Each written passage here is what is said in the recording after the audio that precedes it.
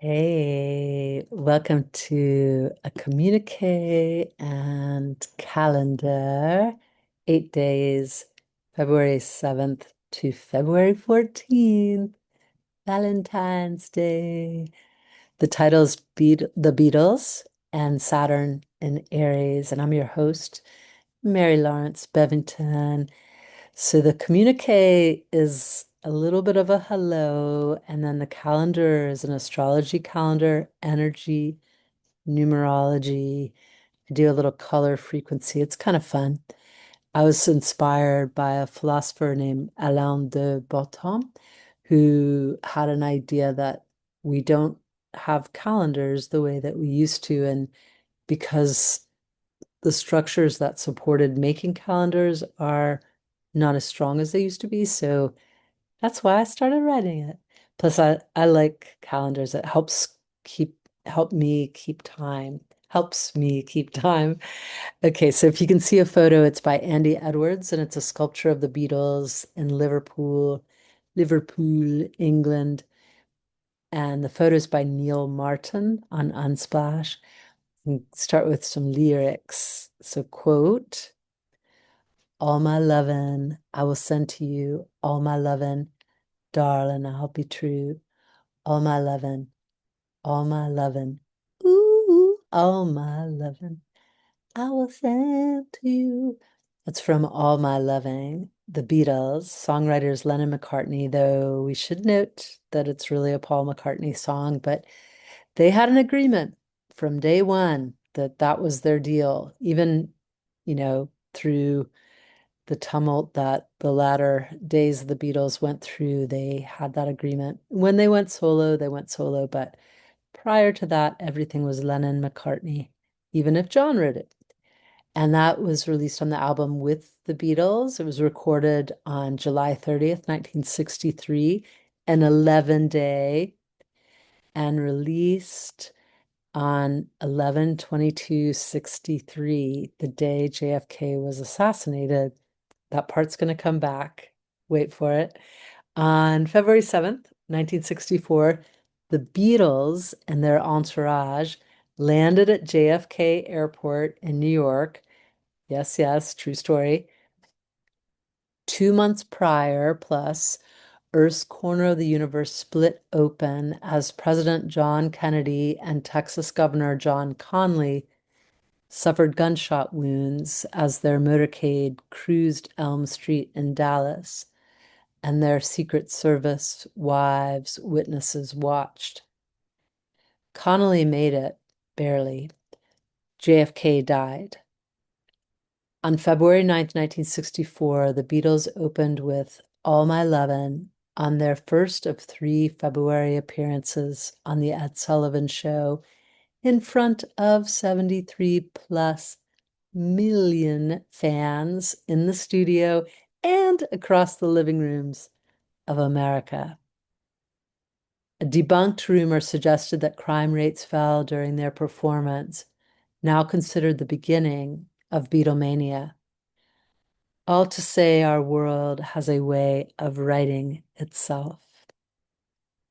Okay, so let's shift gears a little bit and move into the calendar. So some impressions, a little zoomed out vision of the sky, and then the calendar happens. I'm just going to do a little bit of that, not the whole schlemiel, because it's all written out and you'll catch it. You'll catch it. So Luna wanes as the lunar year also wanes in the last lunar month of the yin wood snake, according to our friends, the Chinese and the Tibetans. Our calendar begins on February 7th, a 10-day, the primal one side by side with the gift of zero. Also, on February 7th, we celebrate the 62nd anniversary of the Beatles coming to America in 1964. Back in 1964, Uranus and Pluto were nearing towards each other in the sign of Virgo. By October 9th, 1965, John Lennon's 25th birthday, as a matter of fact, at 3:17 p.m. Eastern Standard Time, these two planets, Uranus and Pluto, were in the first of 3 tight conjunctions. Some say this ushered a 125-year cycle marked by massive transformation.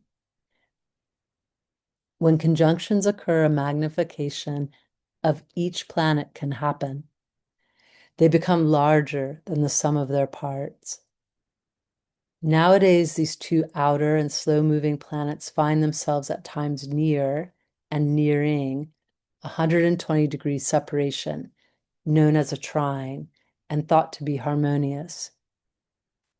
Many interpretations suggest the seeds of the cycle we are presently in began as Uranus and Pluto neared in that stretch of time from 1964 to 1966, which also aligns with the Tibetan and Chinese astrology.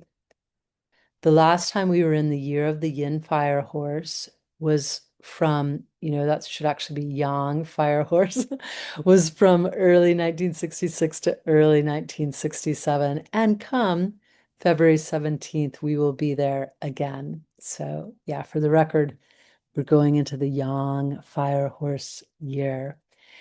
And just a little more here, folks. Bridget's Day, the beginning of spring in Ireland, Imbolc, the midpoint between the winter solstice and the spring equinox, and Groundhog's Day usher us into February.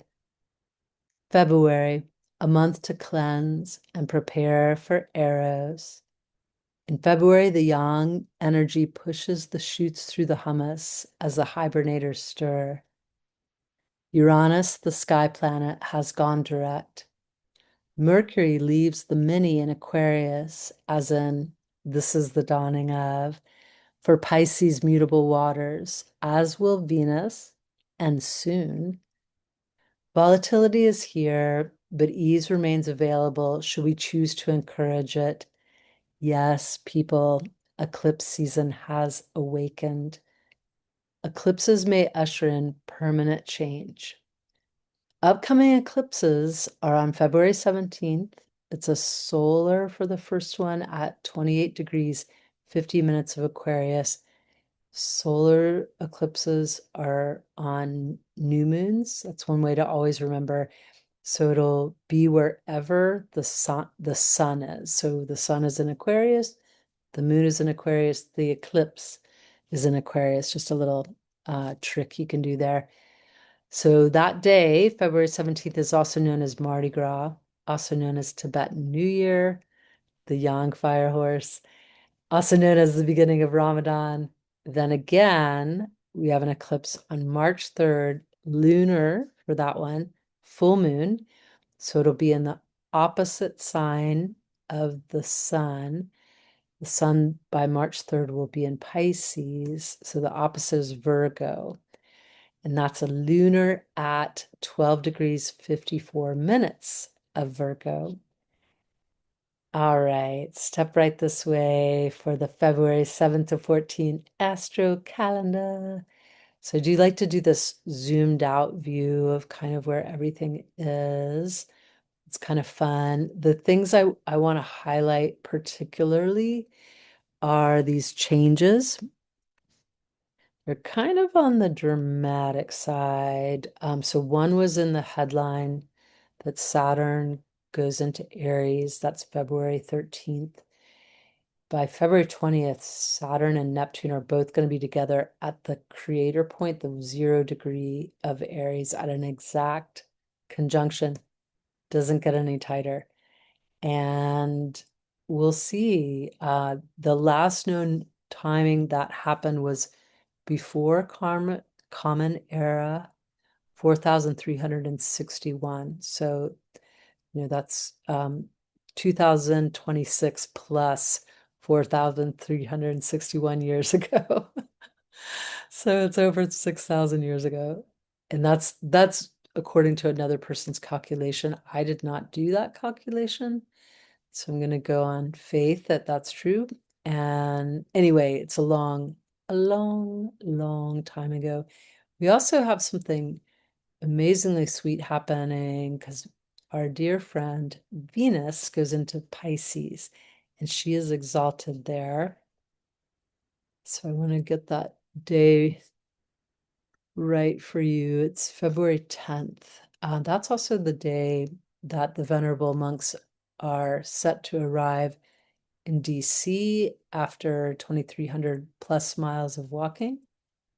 On February 11th, they're going to have a loving kindness meditation in the environs of Washington, D.C., the nation's capital. They invited a bunch of people from monastic traditions, really anyone who has a monastic tradition. And they think there could be 100,000 people, no matter what, even if it's just the 18 venerable monks and Aloka, the peace dog. The loving kindness meditation will ripple out across the land. It will be incredible, incredible. I'm going to leave it at that. You've been listening for a little while, so we'll talk a little bit more later on. Yours in carrying the light.